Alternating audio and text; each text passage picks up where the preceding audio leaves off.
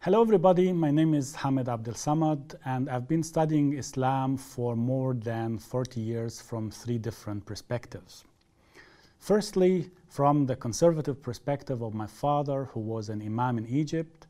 Secondly, from the perspective of political Islam, since I was a member of the Muslim Brotherhood when I was a student in Cairo. And thirdly, from a historical, critical, humanistic point of view of an academic, since I was teaching Islamic history in 2 German universities. I wrote a number of books on Islam, which you can find translated into 11 languages. I want to talk to you today about the term Islamophobia. I want to show you that this term is not only wrong, but also dangerous. Firstly, it's wrong because it makes you feel that Muslims and Islam are the same thing. And to protect Muslims, you need to protect or defend their religion as well. Muslims are human beings and have individual human rights, and they deserve to be protected by the law. While Islam is a mixture of ideas, some of which are good ideas and some are very bad ideas that can and must be criticized.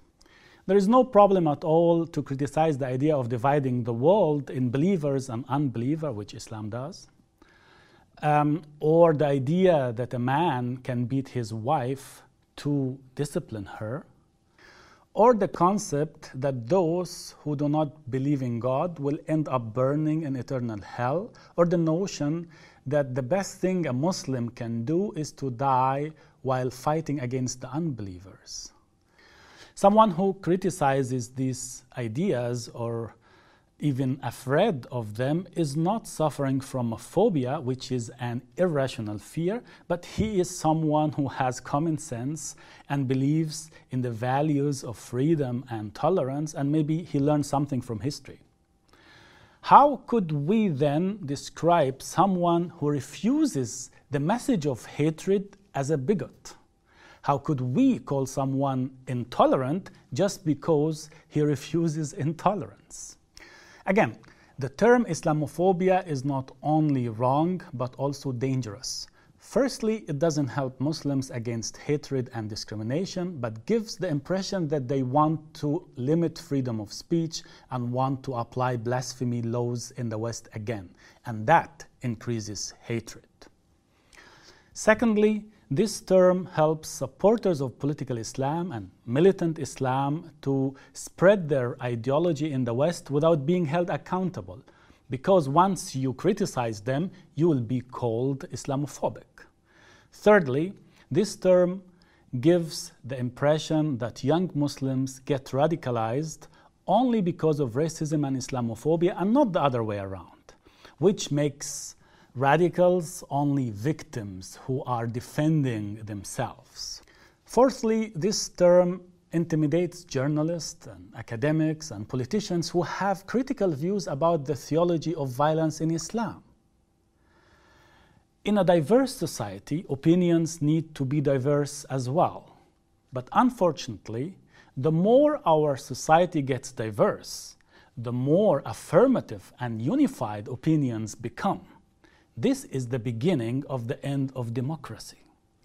The reality is, Islam has serious problems, and the least among those problems is what Western people think about Islam. Islam has a problem with violence, rights of minority, with women's rights, children's rights, animals' rights. It has a problem with the world because it doesn't want to be a part of the world, but it wants to rule it. And just as Christianity in the Middle Ages needed criticism to be reformed, Islam badly needs criticism today to change. Those who use the term Islamophobia to describe the criticism support the Muslim fanatics who refuse reforms and stab reformers in the back. When a Christian priest refuses to perform a marriage ceremony for a homosexual couple, leftist liberals make a big deal out of it. But do we hear from them if a Muslim imam does the same? Imagine a priest forbids Christians to congratulate Muslims for their religious feasts. What would liberals call that? Bigotry and discrimination, right? What if a Muslim imam would say exactly the same thing.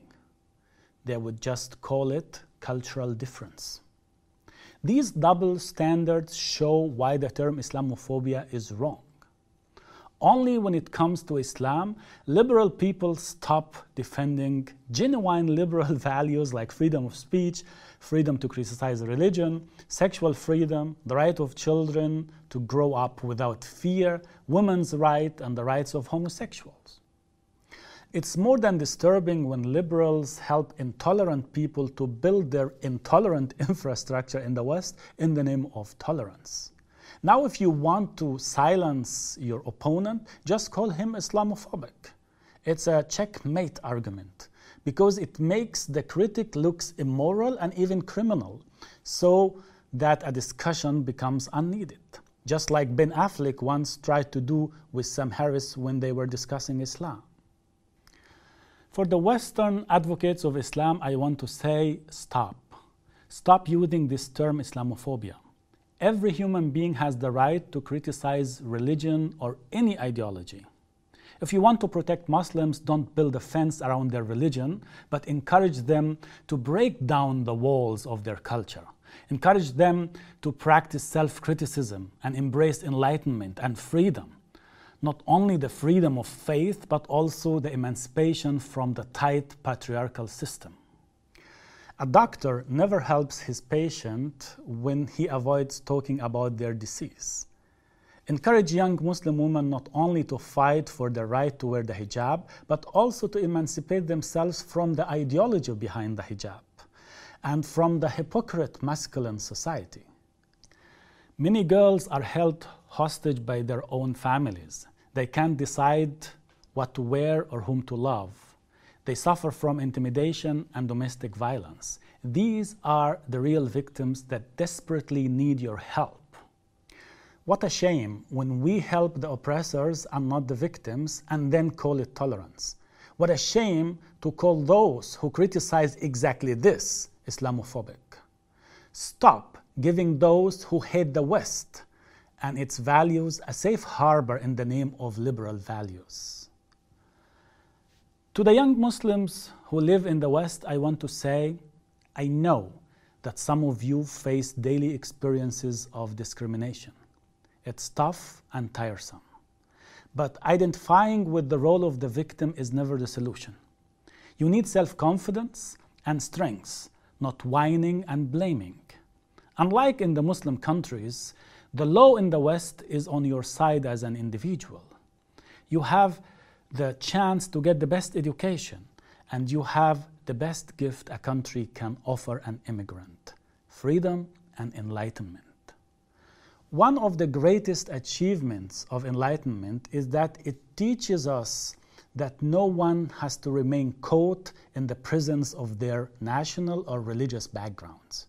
We can take a distance from our origin to see it clearer. Use this freedom to develop yourself and to grow, not to defend an old system that holds you hostage.